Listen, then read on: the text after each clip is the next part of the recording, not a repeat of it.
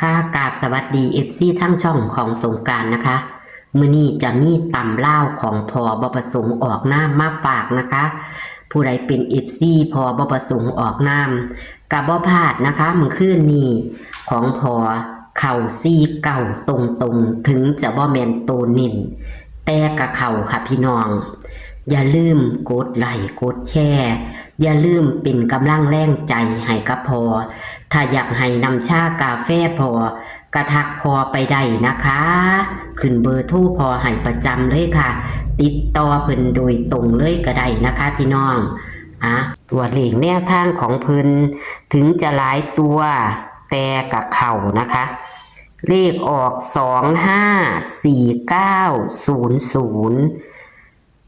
ตัวเน้นบ่เข่าแต่ว่าตัววิ่งของเพิ่นเน้นมาเก่าอีหลีพอว่าบ่ผิดหวังกับบ่ผิดหวังของพออีหลีค่ะ49ตรงๆเลยค่ะพี่น้องนี่49ตรงๆนะคะแต่บ่แม่นตัวเน้นก็ถือว่าเข้านะคะในตารางก็มีคือเก่าค่ะพี่น้องในตารางก็บ่ผิดหวังค่ะพี่น้องมื้อนี้มื้อวันที่21วันศุกร์สุดสัปดาห์พอจะให้เป็นตัวใดเฮามาไปรับชมรับฟังกันได้เลยค่ะ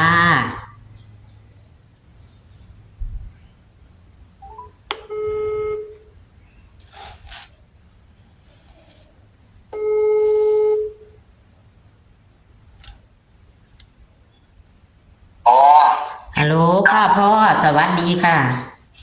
สวัสดีแม่ยายเลขเข่าตรงๆเลยบ่ได้กลับเลย49เนาะแล้วก็วิ่ง4แน่นอนเลยพอให้4รูด4โอ้ได้คันผู้ใดนำไปรูดหรือว่าบ่นำไปรูดก็จับแล้วก็ซื้อน้ำพอที่จับไว้กับเข้าผู้ใดได้น้ำพอมีโชคมีหมานกะ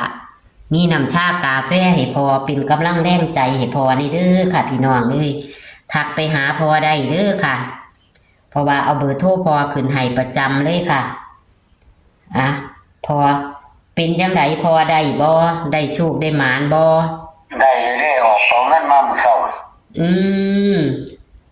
แน่นอนสุดยอดค่ะเริ่มเข้าแล้วก็จะเข้าอีกคือเก่าล่ะเนาะมื้อนี้วันศุกร์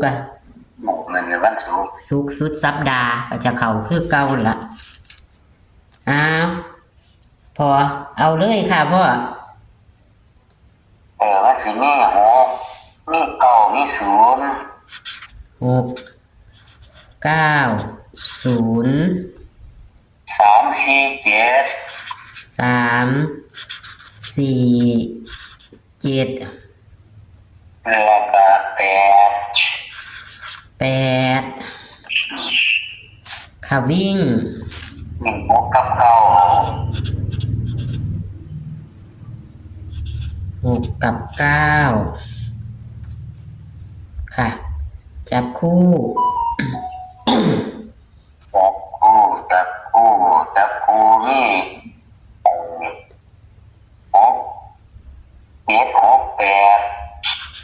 6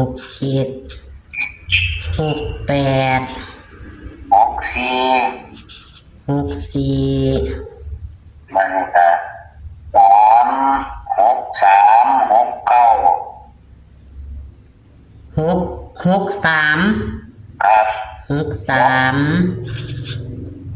6 9บ่แม่น9อัน9 3 9 6 9 3 9 6 9 6 9 0 9 0ครับบัดนี้ก็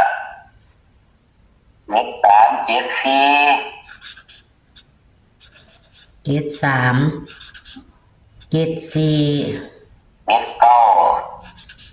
7 9 0 3 0 4 0 3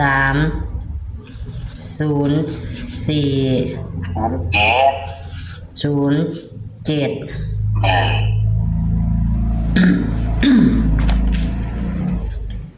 ค่ะมื้อนี้มีกันเบิ้นบ่พ่อกันเบิ้ลเนี่ยเอา3377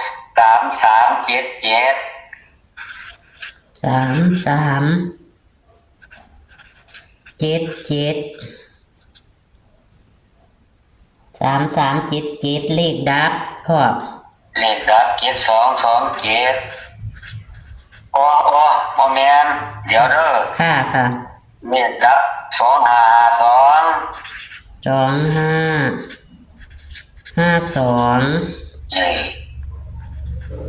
ค่ะ ดับบนล่างแต่จะมีตัววิ่งนี้ให้เน้นอีหยังพ่อเน้นเก้าเน้นเก้าเน้นเก้าเลขจับคู่ตัวเน้นก็มี6467อันนี้ก็9390อันนี้ก็74ค่ะ79ครบแล้วเนาะค่ะก็จะเป็น6ตัวเหมือนเดิมเน้น6ตัวเหมือนเดิมวิ่ง6กับ9ให้รูด9นะพ่อจับคู่มี67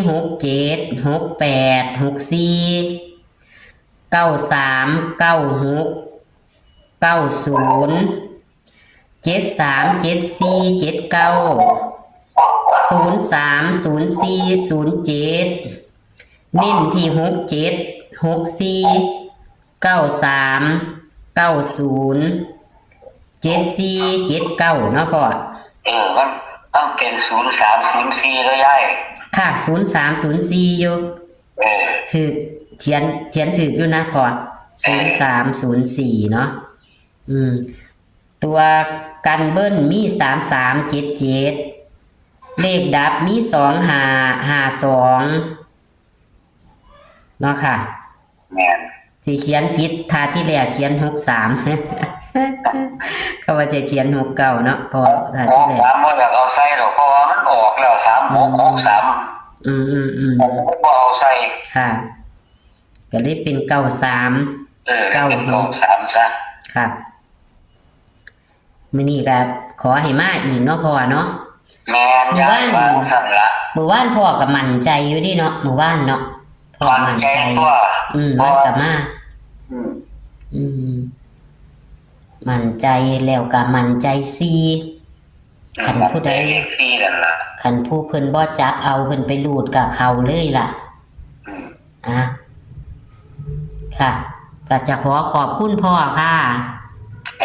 ย้ายมาแล้วโชคมันนี่ก็เขาเรายกฟ้องอีกแล้วมาแล้วค่ะขอบคุณพ่อค่ะที่ให้แนวทางค่ะ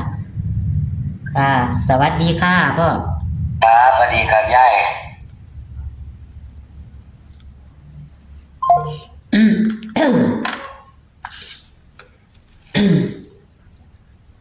นี่พ่อกับบ่ผิดหวังนะคะพี่น้องอยากให้นำชากาแฟพ่อกระทักไปหาพ่อได้เด้อค่ะเพราะว่าขึ้นเบอร์โทรพ่อให้ตลอดเลยค่ะพี่น้องถามยี่นำชากาแฟพ่อก็สิมีกำลังใจนะคะเซียนทั้งหลายก็สิมีกำลังใจเฮ็ดล่ะค่ะพี่น้องกำลังใจคือค่านำชากาแฟเนาะค่ะขนมนมเนยเพราะว่าเฮาลิ้นเฮาก็บ่ได้ลิ้นตาละลายเนาะค่ะพี่น้องเท่าใดเพิ่นก็บ่ได้ว่านะคะนำจิตนำใจเนาะเท่าใดเพิ่นก็บ่ได้ว่านำจิตนำใจซึ่งกันและกันแบ่งปันซึ่งกันและกันเนาะค่ะถ้าบ่ได้ก็สู่ต่อค่ะพี่น้องสู่ต่อมีเขามีรูดค่ะแต่หังเพิ่นกับเขาต่อเนื่องอยู่ดอกค่ะ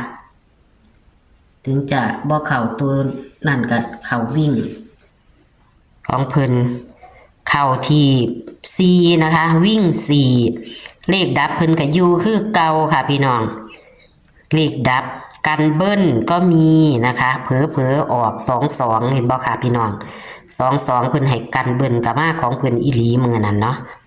49ตรงๆถึงจะบ่แม่นโตนิ่นกะเพิ่นก็ให้คือเก่าค่ะพี่น้องในตารางก็มี4กับ9คือเก่าค่ะนี่ค่ะวันที่21นะคะสิงหาคม69ตำล่าวพอบ่ประสงค์ออกน้ำแคปหน้าจอค่ะพี่น้องเขียนผิดตาที่แรกเพิ่นบอกผิดนะคะ9396ค่ะพี่น้องที่จริงแล้วแอดก็เลยบ่เปลี่ยนแอดก็เลยเขียนทับนะคะเพิ่นให้วิ่ง6กับ9นะคะมาเก้าเด้อค่ะพี่น้องเน้นเก้านะคะเน้น6 7 6 4 9 3 9 0 7 4 7 9ค่ะเพิ่นเน้นนะคะตัวเน้นคือปากกาแดงฉีดค่ะพี่น้อง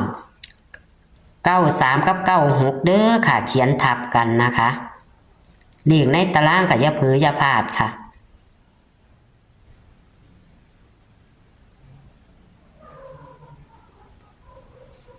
นี่ค่ะตัวที่เพิ่นค่ะแชปหน้าจอเต็มเลยค่ะเลขออก254900มา49เป็นลางทางเฮ้านะคะโชคมันค่ะพี่น้องโชคมันกับพอบ่ประสงค์ออกน้ำอีกในวันที่21สิงหาคม69ศุกร์สุดสัปดาห์ค่ะโชคมันค่ะสวัสดีค่ะ